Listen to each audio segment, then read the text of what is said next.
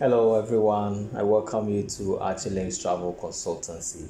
This channel is where we talk about proficiency exams. Today we are going to talk about Ielts Writing Task 1. That is to say how we're going to answer questions relating to line graphs. It is important that you subscribe and you share this video. Now, the task 1 of the writing test has to do with diagrams. And then one of the diagrams that we can have questions on is a line graph.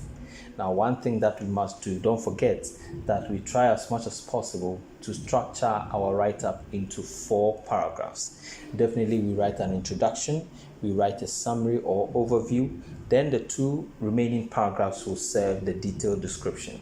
Now, when you have the line graph, you have to give yourself some time, take some time, sit and pay attention to the main features of the diagram, certain changes in the diagram, certain things that are very much observable on the graph, so that when you start writing your information, you know where to write it.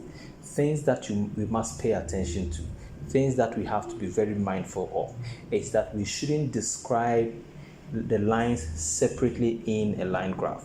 When you have a line graph, we shouldn't describe the lines separately because we are trying to create analysis on the question that is given. So we must describe the lines in groups, or we have to create some range of description in the graph. So whenever we start describing, especially in our 3rd and 4th paragraphs, we don't have to talk about the lines separately, but we have to talk about all the lines. Sometimes we have to talk about what influence one line has on the other. Sometimes you have to talk about the changes that occur on each line. But that is to say, we are not expected to talk about or write information only on graphs. We cannot describe the lines alone or separately. We must describe them in groups. So let's pay attention to the changes. That is where we use certain vocabularies to describe the changes. It rose, it decreased, it took a nosedive, and all those vocabularies. These words will describe the changes that are highly related to the information on the line graph.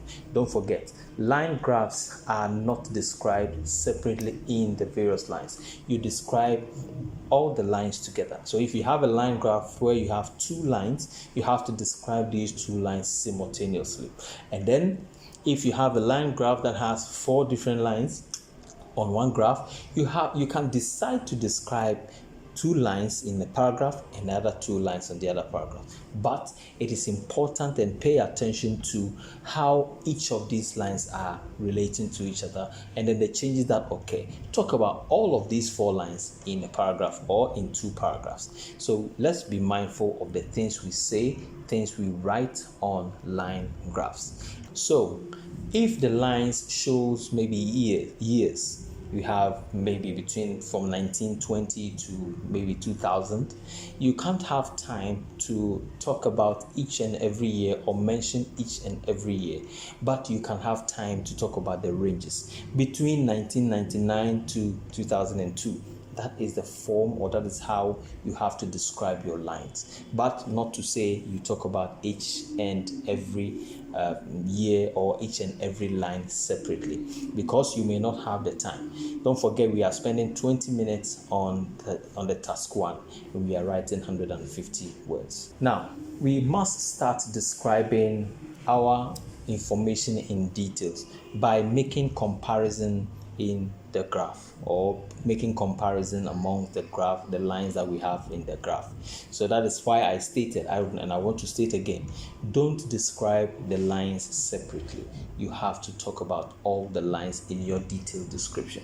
Now, pay attention to the major changes that occur in the graph: the sharp increase, the nosedive decrease, or the smooth rise or the smooth fall.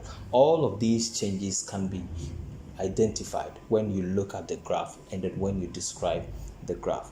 Don't describe the lines separately, and then don't talk about that. Is if a graph has years, don't talk about the years separately, but you have to talk about the years in range. So when it comes to line graph, It is very easy for you to have information to talk about because you are not going to talk about the lines separately. You talk about or discuss them or you describe them in close, creating some level of analysis in your presentation.